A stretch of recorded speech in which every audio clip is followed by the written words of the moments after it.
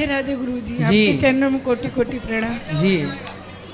गुरुजी, जैसे कि गुरु दीक्षा लिए हैं हम लोग, लेकिन नॉनवेज वगैरह जो गुरुजी खाते हैं, भैया तो बैठो, अभी बात करना। क्या अपने घर में वो लोग आते हैं तो हम उनको पानी दे सकते हैं कि नहीं? उनके घर किसको? में नॉनवेज जो लोग खाते हैं, तो उनको नॉनवेज आप घर में बना के उनको देंगी? नहीं मतलब अपने घर में खाते हैं, अपने घर में, जैसे मेरे घर में कोई आता है तो हम उनको पानी वानी दे सकते हैं कि नहीं? उनके घर में पी सकते हैं कि नहीं? वही उनको देखो, हमारे घर तो कोई भी आए हमें उसको पानी देना चाहिए, उसको भोजन भी देना चाहिए, पर हमें ऐसे लोगों के घर के पानी पीने से बचना चाहिए जिनके घर मांसाहार होता है।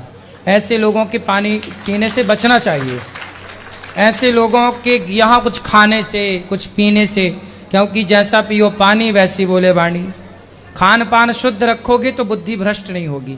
आज लोगों की बुद्धि भ्रष्ट क्यों है? खान पान अच्छा नहीं, सबके कुछ भी खाते हैं, गली चलते राह चलते कोई नहाया ना नहाया। अब जो जितने लोग सड़क के किनारे बना रहे हैं, क्या वो नहा के बनाते हैं? शौच करने जाते हैं, पता नहीं हाथ भी धुलते होंगे कि नहीं। गुरुजी हम जैसे अब ऐसे लोगों की खाओगे तो बुद्धि का क्या दिवालिया नहीं हो जाएगा? गुरुजी हम लड्डू गोपाल लिए हैं जिससे, तो हमारा रूम भाड़े का है और खुद का रूम जिसे अभी भाड़े पे 2 दिन पहले दे के आए, तो हम अभिषेक मतलब कहाँ पे करा सकते हैं? अपने घर पे कि नहीं भाड़े वाले रूम पे? जहाँ आपका मन हो, भाड़े वाले में भी करा लो, घर में भी करा लो, जहाँ आप रह रहे हैं वही आपका घर है, बस ये मानो। अच्छा गुरुजी मेरे पति भी आए हैं, आपका मतलब भागवत हम 3 साल से सुन सुन के मतलब इतना वो हो गया बदलाव। गुटखा पान इतना खाते थे गुरुजी, कितना मैं 12-15 साल से समझाती थी, छोड़े ही नहीं। लेकिन आपका भागवत सुने पता नहीं क्या हुआ कि छोड़ दिए। लेकिन अभी गुल गुरुजी बहुत करते हैं, मंजन 10 बार करते हैं कम से कम। क्या करते हैं? गुल? गुल मंजन नशा होता है गुरुजी। अच्छा, गुल, उससे गुल हो जाता है? गुरुजी मंजन होता है, जब इनको गुस्सा आएगा तो 8-10 बार उसी को करेंगे। अच्छा, मंजन में भी नशा होता है? हाँ गुरुजी, वो चक्कर आने लगता है। कौन सा मंजन नशा होता है? नस मंजन। और गुरुजी जानते हैं आप, मेरे पास आने के लिए भाड़ा भी नहीं था, किराया भी नहीं था, मेरी दोस्त ने निकाला मेरा टिकट। ये तो आते आते रास्ते से आधे ट्रेन से उतर के चले गए गुस्से में। हाँ। बोल रहे हैं मैं नहीं जाऊंगा। क्यों? CST आए, उतर के चले गए, बोल रहे हैं मैं नहीं जाऊंगा, मुझे नहीं जाना है। फिर कैसे कैसे आए, अभी तो इनका मन ही नहीं कर रहा है जाने बात का। कराओ, कहाँ? इधर ही है गुरुजी, बैठे ही हैं इधर ही। क्यों? यहाँ पे गुल भैया उठाओ। इतना झगड़ा लड़ाई इनको। कौन सा मंजन करते हो? गुल गुरुजी, राधे राधे। गुल मंजन जी। तो उससे दिमाग गुल रहता है, बत्ती गुल जी नहीं है। बत्ती गुल नहीं करना है अपने को। बत्ती गुल हो जाएगी तो पूरा अंधकार हो जाएगा, जलाना है। ठीक है, बहुत अच्छे हो आप, समझदार हो। लड़ते क्यों हो पत्नी से? ये नहीं गुरुजी, हैं? नहीं लड़ते। नहीं लड़ते? अच्छे हो आप, हंसती रहते हो हैं? ऐसे ही हंसते रहो। और अब मंजन नशा वाला नहीं करना है ना, दातून किया करो बढ़िया। ठीक है। और गुटखा तो खाते नहीं हो, अच्छे हो। अब लड़ाई बस मत करना, ठीक है? प्रेम से रहो दोनों जन। राधे राधे गुरुजी। गुरुजी हमें पूछना है कि सनातन धर्म की 10 विशेषताएं बताएं। माइक पास में लो। अच्छा ले लेना। सनातन धर्म की 10 विशेषताएं बताएं, ताकि जो धर्म परिवर्तन लोग कर लेते हैं, सनातन धर्म को छोड़ के दूसरे धर्म में चले जाते हैं, उनको रोक सके, क्या बोलकर रोक सकते हैं? ऐसी कोई 10 विशेषता। सनातन धर्म की पहली विशेषता ये है कि हमारे धर्म में नारी को भी भगवान का दर्जा दिया गया है।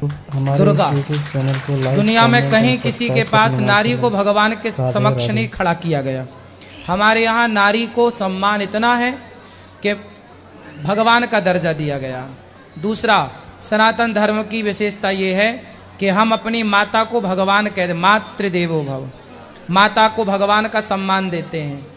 हमारे यहाँ पितृदेवो भव, पिता को भगवान का दर्जा दिया गया। अतिथि देवो, हमारे द्वार पर कोई अतिथि आ जाए हम उसे भगवान का दर्जा देते हैं, उसकी सेवा करते हैं। जी, जी। आचार्य देवो भव, जो हमें ज्ञान देते हैं गुरुजन, हम उन्हें भगवान के तुल्य मानते हैं। हमारे धर्म में दया है। सब गिनते जाना कितनी बातें हो गई। दया है हमारे यहाँ। क्या है? दया। दुनिया में सब मार काट करते हैं, कोई बकरे को काट रहा, कोई गाय को काट रहा, कोई सुअर को काट रहा है, लेकिन हमारे यहाँ कोई केक काट रहा है, कोई सुअर काट रहा है, कोई बकरा काट रहा है। हमारे यहाँ लड्डू बांटकर, मिठाई बांटकर, दिया जलाकर उत्सव मनाए जाते हैं, ना कि किसी का खून बहाकर। सही बात। ये सनातन धर्म की विशेषता है। दया पूरी दुनिया में सनातनियों के पास है।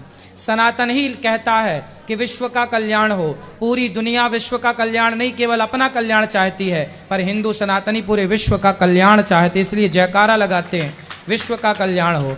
एक हिंदू है जो कहता है कि अधर्म का नाश हो। हम व्यक्ति का नाश कभी नहीं करते, ना व्यक्ति का नाश चाहते हैं, व्यक्ति के अंदर की बुराई का नाश करते हैं और बुराई का नाश चाहते हैं। आप बुरे नहीं होते, आपके अंदर की बुराई बुरी होती है। हम व्यक्ति के दुश्मन नहीं है, हम व्यक्ति के भीतर की बुराई के दुश्मन है, इसलिए अधर्म का नाश हो कहा जाता है। हिंदू धर्म की विशेषता है कि हिंदू धर्म की एक बहुत अच्छी व्यवस्था है ब्राह्मण, क्षत्रिय, वैश्य, शूद्र की, जहां पर हम लोग अपने अपने कार्य में लगे रहें और एक दूसरे से भाईचारे के रूप में रहते हैं। हम हिंदू सनातन धर्म के लोग, हमारी बेटी का ब्याह होता है तो बेटी के ब्याह में ब्राह्मण की भी जरूरत पड़ती है, क्षत्रिय की जरूरत भी पड़ती है, वैश्य की जरूरत भी पड़ती है और शूद्र की जरूरत भी पड़ती है। जितने सारे काम है शूद्र भाइयों के द्वारा संपन्न, बिना उनके विवाह संपन्न नहीं होता। आप पूरा विधि विधान विधिवत जब देखेंगे तो एक काम, अब देखो विवाह में जब विवाह होता है तो मंत्र कौन पढ़ता है? ब्राह्मण। लेकिन दुल्हा के पास कटार होती है, वो छत्री का प्रतीक है कि नहीं? हाँ। हर दुल्हा के पास क्या होती है? कटार।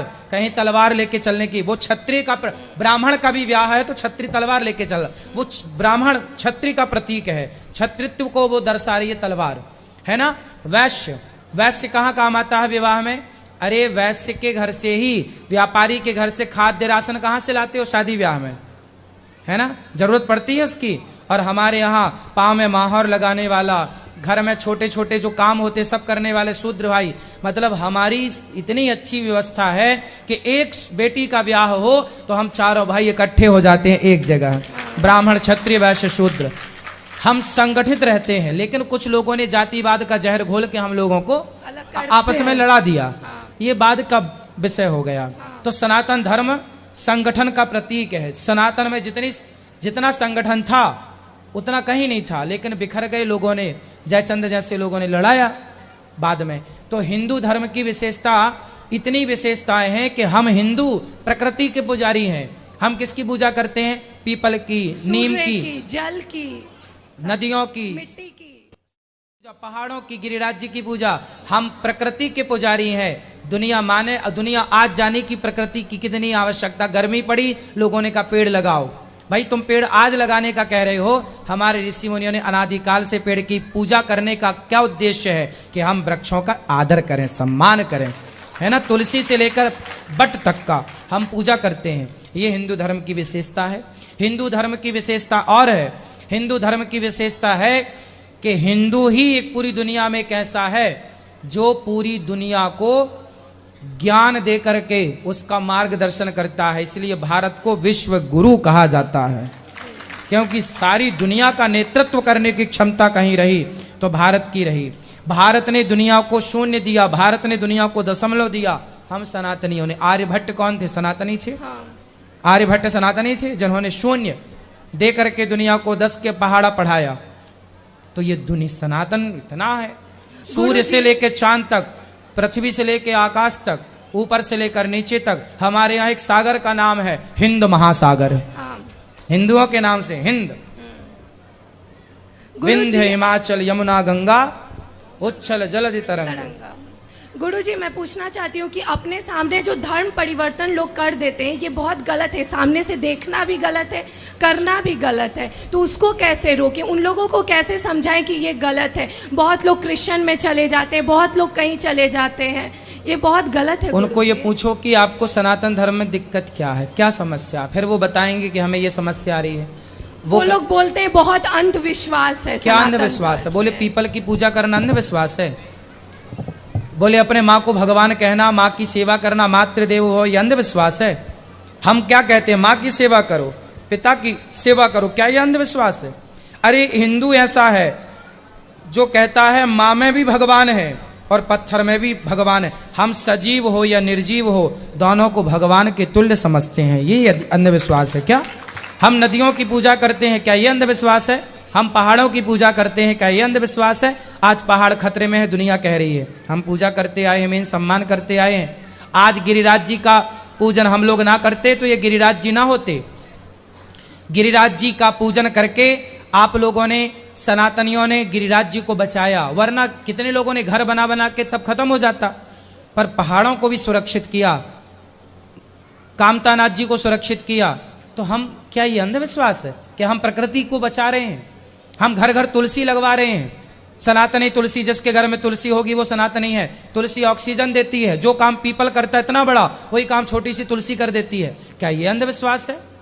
अंधविश्वास तो वो है जो लोग जा जाके शराब पिला रहे हैं। हमारे यहाँ शंकर जी को पानी चढ़ाया जाता है, दूध चढ़ाया जाता है, औरों की जगह तो जाके शराब चढ़ाई जाती है उनके देवी देवताओं को, जो भी होते हैं उनके यहाँ शराब। अब शराब चढ़ाना अंधविश्वास नहीं है? अरे दूध हमारे यहाँ तो खूब दूध होता था गाय का, तो शंकर जी को ही पिलाते थे, नदियां बहती थी दूध की। गुरुजी, तिलक लगाने का क्या उपदेश है? तिलक लगाना साइंस है। तिलक लगाना हमारे यहाँ ज्ञान चक्र होता है दोनों भ्रकुटी के बीच में, ये ज्ञान चक्र होता है। जब हम यहाँ उंगली रखते हैं, प्रेस करते हैं, दबाते हैं, एक्यूप्रेशर नाम सुना होगा आपने। जी। जब एक्यूप्रेशर करते हैं, यहाँ दबाते हैं तो दबाव पड़ता है, ज्ञान चक्र खुलता है, जिससे हम हमारी सोचने समझने की अच्छे विचारों, अच्छे थॉट हमारे अंदर थोक में आते हैं और ज्ञान चक्षु खुल जाते। शंकर जी का तीसरा नेत्र क्या है?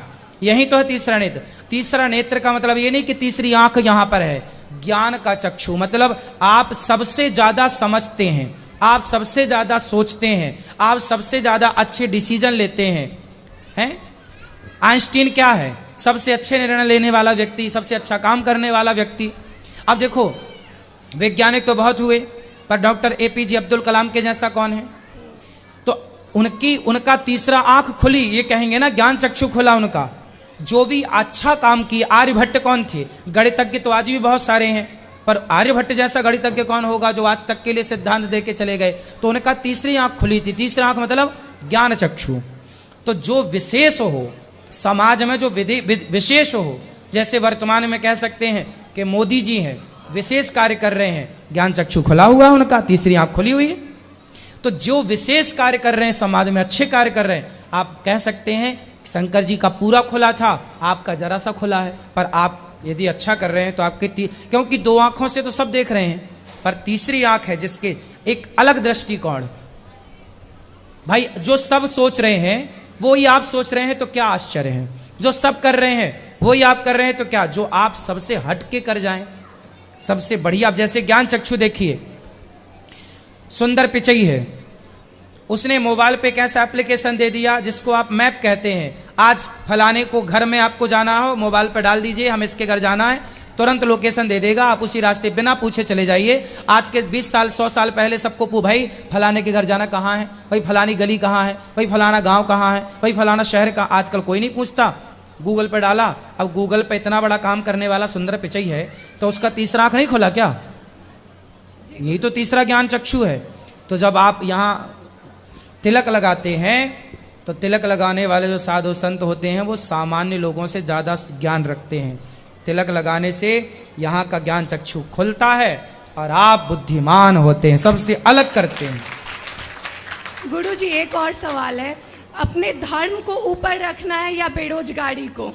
बेरोजगारी तो भाई अकर्मण्यता है, कोई बेरोजगारी नहीं है देश में, ये मूर्खता है। अब दिन भर 2020 देखते हैं, 5 घंटा क्रिकेट, और बाद में हम बड़े बेरोजगार। अरे नालायको, 5 घंटे तुमने क्रिकेट देखा, उसमें कुछ काम करते तो तुम्हारा यश खूब होता, पैसा खूब होते। अब कुछ करोगे धरोगे नहीं, खटिया तोड़ोगे और कहोगे कि जी हम बेरोजगार हैं। काहे के बेरोजगार हो? आज इतना काम है कि करने वालों की कमी नहीं। आप लेबर ढूंढने जाओ, लेबर नहीं मिल रही है। आप इंजीनियर ढूंढने जाओ, इंजीनियर नहीं मिल रहे हैं। आप डॉक्टर ढूंढने जाओ, डॉक्टर नहीं मिल रहे हैं। हर जगह हर फील्ड में अच्छे लोगों की कमी है। आप अच्छे बनो, अब कचरा बनोगे तो कौन पूछेगा? आप अपने काम में परफेक्ट बनो। अच्छे लोग तब भी कीमती थे, आज भी कीमती हैं।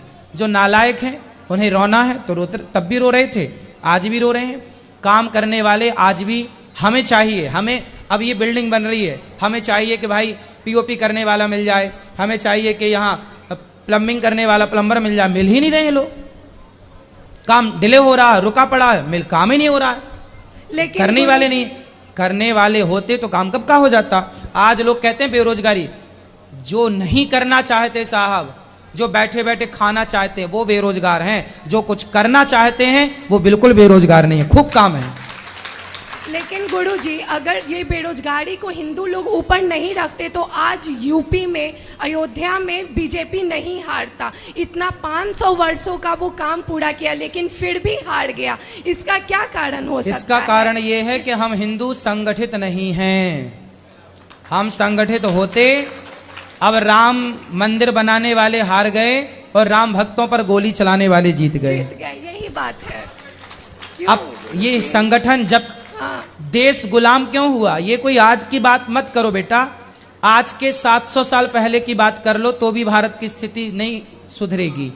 पहले भी मुगल आए तो हम एक राजा दूसरे राजा से लड़ गया, हाँ जी। अंग्रेज आए, अंग्रेजों ने एक राजा को दूसरे, अंग्रेजों ने नारा दिया था फूट डालो शासन करो। ये तो खंजर घोंपने ये वाली हिंदू लोग काम समझते ही नहीं है कि हमें आपस में संगठित रहना चाहिए। जो सनातन को लेके चल रहे हैं उस सनातनी का कभी साथ मत छोड़ देना, वरना बहुत बड़ी क्षति होगी समाज की। एक लास्ट प्रश्न है गुरुजी, अपने माइंड को पॉजिटिविटी कैसे रखें? मतलब बहुत निगेटिविटी माइंड में भर जाता है, नकारात्मक ऊर्जा ज़्यादा रहता है पॉजिटिव माइंड में। एक गिलास में गंदा पानी भरा है, हाँ, बताओ उस गंदे पानी को साफ पानी में कैसे बदलें? आप बताओ, गंदे पानी को साफ पानी में कैसे तब्दील करें? पता नहीं गुरुजी। गंदा पानी भरा है एक बाल्टी में या एक गिलास में, आप उसमें साफ पानी डालते रहिए। क्या करते रहिए? केवल साफ पानी डालते रहिए, डालते रहिए, डालते रहिए, डालते रहिए। आप देखेंगे कि वो गंदा पानी अपने आप भर जाएगा और गिलास साफ पानी से भर जाएगी। जब अंदर नेगेटिव ज्यादा हो, नेगेटिविटी ज्यादा हो, तो पॉजिटिविटी से अपने आप को इतना भर लो कि नेगेटिविटी अपने आप बह जाए, समाप्त हो जाए। पॉजिटिविटी की ज्यादा जरूरत है। धन्यवाद गुरुजी, राधे राधे। ठीक है बेटा, आज मैया। महाराज जी, हाँ मैया। मैं निवाई से आई हूँ। कहाँ से? निवाई से। नेवई कहाँ है? राजस्थान। ठीक से। है, बोलो मेरी माँ। बहुत आपके दर्शन की इच्छा हो रही थी, आपके चरणों में प्रणाम। बहुत दिनों से इच्छा हो रही थी, आज आपके दर्शन की अभिलाषा पूरी हुई। हो गई? बोलो बोलो मैया। आप ऐसा आशीर्वाद दो कि हमें यहीं बस जाए आके आपका आशीर्वाद। गुरुजी जी गुरुजी, मैं संकट निवारण के लिए आई थी, मुझे ये छोड़ गए थे यहाँ पे। मैं 10 साल से परेशान हूँ। मैं बालाजी से दो साल से अपना इलाज करा रही हूँ। आपको कौन सा संकट है? ऊपरला चक्कर है। हैं? ऊपरला चक्कर है। ऊपर का कौन सा चक्कर? सैटेलाइट का है? नहीं नहीं नहीं, बोलो, आप बोलो। हैं?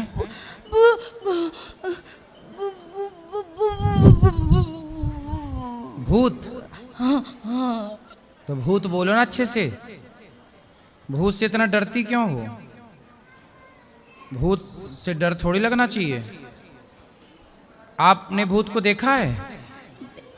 देखा नहीं गुरुजी। मैं बालाजी जाती हूँ ना तो पेश ही आती है और सपनों में डराता है। कौन गुरुजी, डराता है? भूत। भूत डराता है? कौन सा वाला भूत है? लोकल, ब्रांडेड, वीआईपी, कौन सा?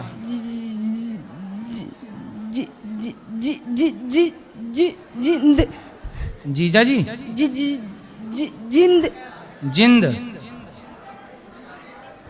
जिंद डरा रहा है? अच्छा, आप नारायण कवच का पाठ किया करो, रोज नारायण कवच का पाठ करो। भूत के चक्कर में ना पड़ो। नहीं। जो भगवान की शरण में है, याद रखना। नहीं, हनुमान चालीसा पढ़ती हूँ। ठीक है। तो उससे आराम नहीं पड़ता है, थोड़े दिन बाद फिर यही दिक्कत चालू हो तो जाती है। थोड़े दिन तो गुरुजी। आराम पड़ता ही है ना। थोड़े दिन पड़ता है, फिर गुरुजी घर वाले भी साथ नहीं देते हैं, ससुराल वाले भी साथ नहीं सुनो। देते हैं। एक बात बताएं, जहां प्रकाश होगा क्या वहां अंधकार रहेगा? बोलो। जहां भगवान की भक्ति है जिस हृदय में, वहां भूत का कोई काम नहीं, सारे भूत पिशाच भाग जाते हैं। इसलिए आप भगवान के आश्रित रहिए। भक्त को कोई छू नहीं सकता, कोई भी नकारात्मकता, कोई भी नेगेटिविटी, कोई भी भूत प्रेत जैसी बातें। नहीं गुरुजी, मुझे ये प्रॉब्लम में छोटी सी थी ना, तो मुझे आज इस प्रॉब्लम को झेलते 10 साल हो गए गुरुजी, और मुझे शादी के बाद पता चला है मेरे पूरे परिवार वालों को।